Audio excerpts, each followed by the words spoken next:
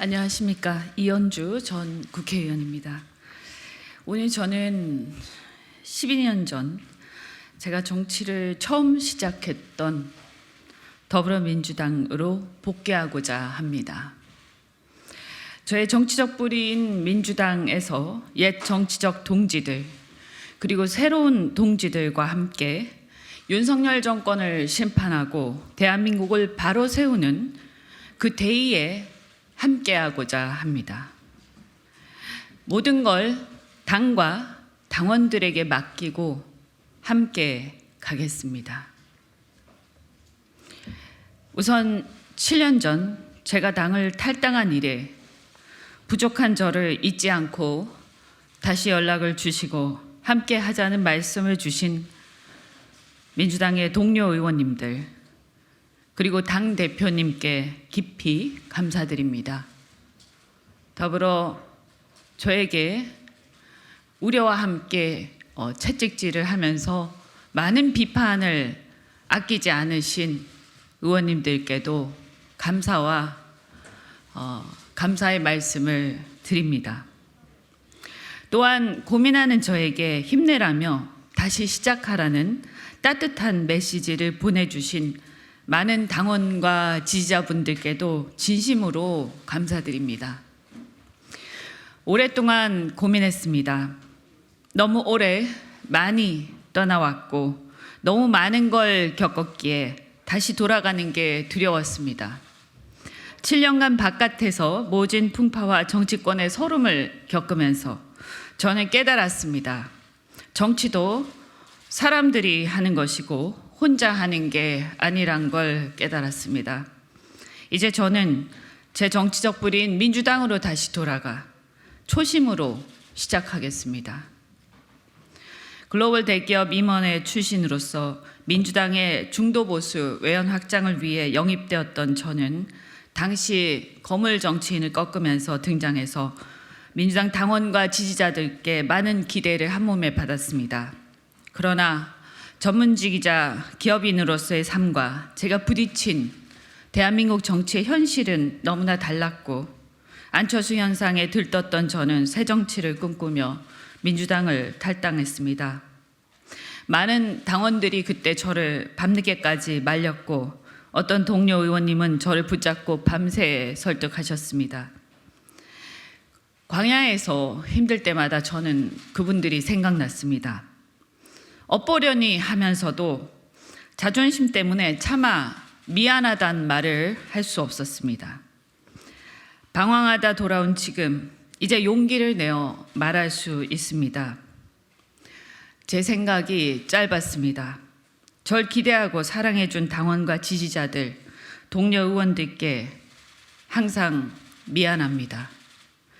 정치인 이현주는 나 홀로 잘나서 만들어진 게 아니라 당원과 지지자 여러분의 지지와 애정이 쌓여서 만들어진 것이었습니다. 앞으로는 더욱 성숙한 정치인으로 성장해 갈 테니 믿고 지켜봐 주시기를 부탁드립니다. 정치는 공공선 실현을 위한 일이라고 생각합니다. 제가 양당 모두 깊숙이 경험을 해보니 그래도 민주당에 부족하나마 공공선에 대한 의지, 인간에 대한 도리가 최소한 있었습니다. 물론 민주당은 때론 이상에 치우쳐 나쁜 결과를 초래하기도 하고 조급증이나 근본주의에 빠져서 이를 망치기도 하고 그래서 많은 분들이 실망하기도 할 겁니다. 하지만 그 선한 의지조차 없다면 저는 고쳤을 수도 없다고 생각합니다. 그래서 선한 의지가 있느냐 없느냐가 저는 매우 중요하다고 생각합니다. 그러니 저는 앞으로 민주당이 선한 의지만이 아니라 선한 결과까지 만들어낼 수 있는 유능한 정당이 대한민국의 유능한 정당이 될 수 있도록 제 부족한 힘이나마 보태는 것이 도리라고 생각합니다. 저는 대한민국의 시대적 과제가 상명하복의 권위주의를 청산하는 것이라고 생각합니다. 상명하복이야말로 공직자와 정치권을 국민을 위한 본연의 역할보다 권력의 줄서기에 집중하게 하는 우리 사회의 고질병입니다. 이태원 참사도, 잼버리 실패도, 엑스포 대망신도, 오송 지하차도 참사도, 그리고 해병대 박정훈 대령 항명죄 입건도, 이 모두가 진실에 침묵하고 눈치로 일관하는 상명하복의 권위주의 문화 때문이라고 저는 생각합니다.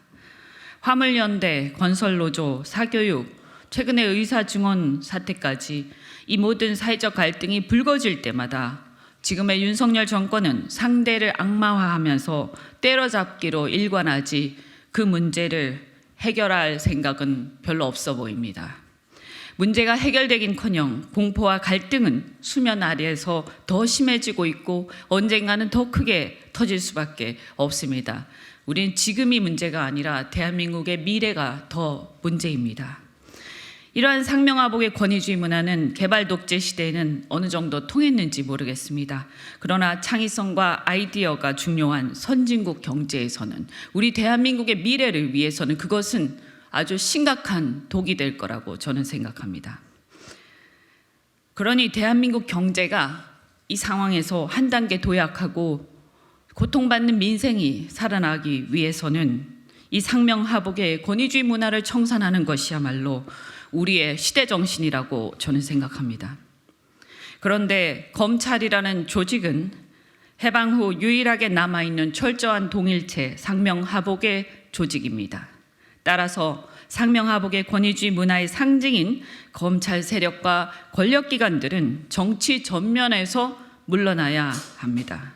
그것이야말로 대한민국이 앞으로 전진하기 위한 전제 조건입니다. 저는 X세대입니다. 소위 789 세대의 맏언니로서 789 세대의 보편적 정서와 세계관을 대변할 정치적 사명이 있다고 생각합니다.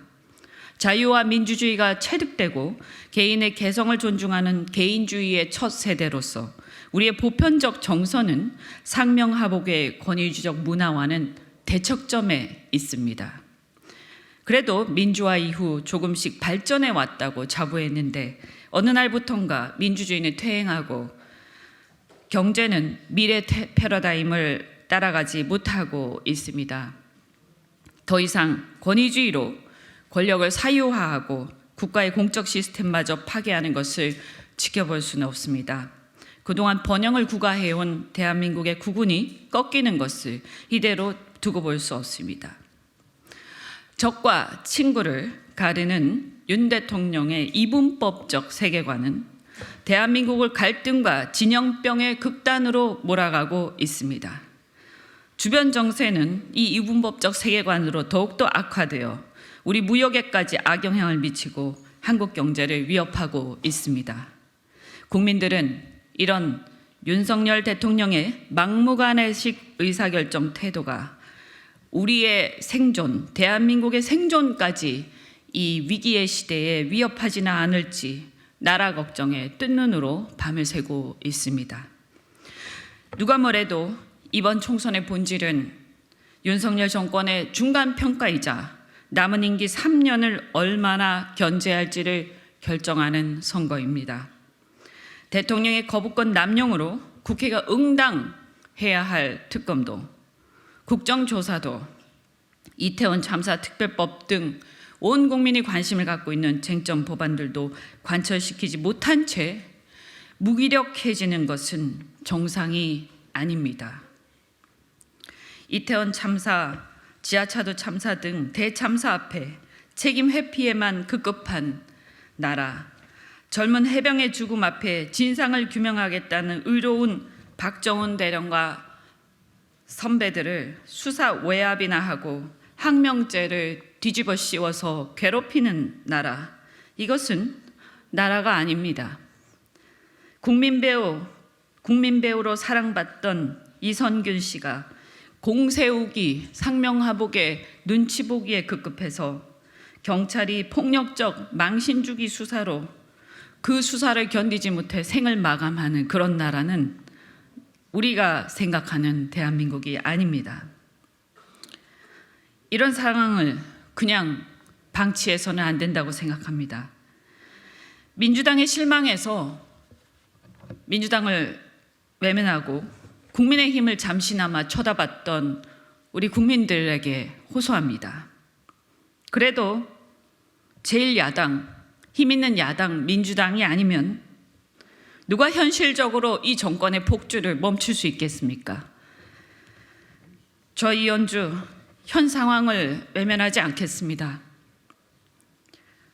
진짜 제3의 길은 가장 정의로운 길을 가는 거라고 생각합니다. 용기를 내어 민주당으로 다시 돌아가겠습니다. 힘 있는 야당 민주당과 이 무도한 윤석열 정권을 심판하는 그 길에 많은 국민들이 저와 함께 하기를 바랍니다. 저와 함께 돌아갑시다. 고맙습니다.